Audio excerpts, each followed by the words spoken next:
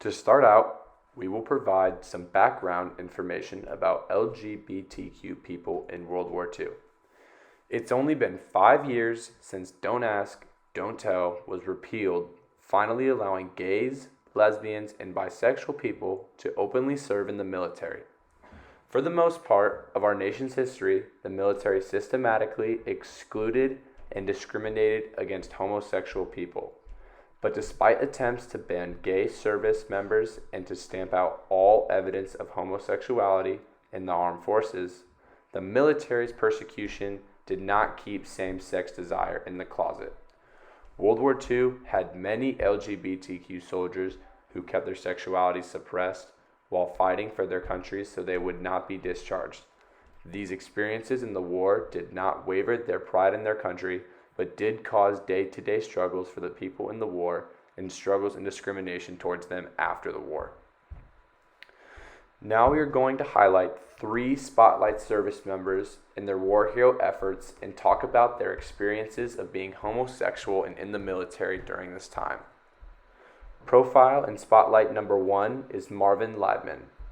Marvin Leibman is a first-hand account of a gay man in the military, and his time in the military was ended by a Section 8 blue discharge. This means the military sent him home and away from the troops because of his homosexuality. During his time in the military, though, he would constantly be asked about his sexuality, and he would always have to lie, because if caught by the wrong person at any moment, he could have been sent home from the military and labeled as a sex pervert.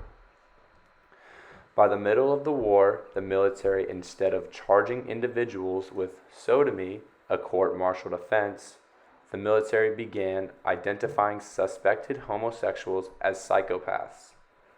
Despite the threat of persecution, gay and lesbian service members, including Marvin, thrived during World War II.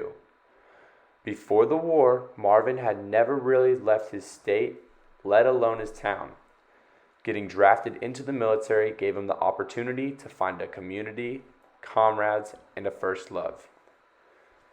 Next up, we have a video we found that wasn't one of our Spotlight service members, but was an interview with Rupert Starr, who served as a pilot in World War II. This video briefly talks about the punishments of being gay in the military and his thoughts on them. Starr kept his sexual orientation hidden from most for decades. That is, until anger over Don't Ask, Don't Tell drew him out about 10 years ago. Under the Pentagon policy, gay service members were fired from the military if they disclosed their sexual orientation.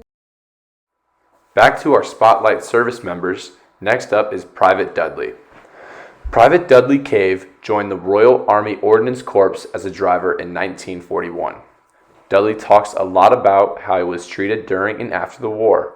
Throughout the war, he explained that he was never really punished for being gay, as they had to work as a group to win the war. He explained that the worst punishment people got, which was when they were caught having gay intercourse, was being assigned to hard labor for a few weeks to knock the queerness out of them, he states. He says the military believed this would, in their minds, turn them into real men. Once the war ended, however, Private Dudley was furious about the military after serving so hard for many years, always putting his life on the line for his country. They asked him to resign, and when he answered no, they sacked him, as well as many other gay people. They disowned all of them and did not give him any respect for helping in their war efforts. Our last Spotlight for service members is Alan Turing. Alan Turing was a very influential homosexual mathematician and scientist during World War II. He invented the Turing machine, which was one of the biggest influences in computer science and served as the foundation for the modern computer. By deciphering German codes, he helped the British win the war.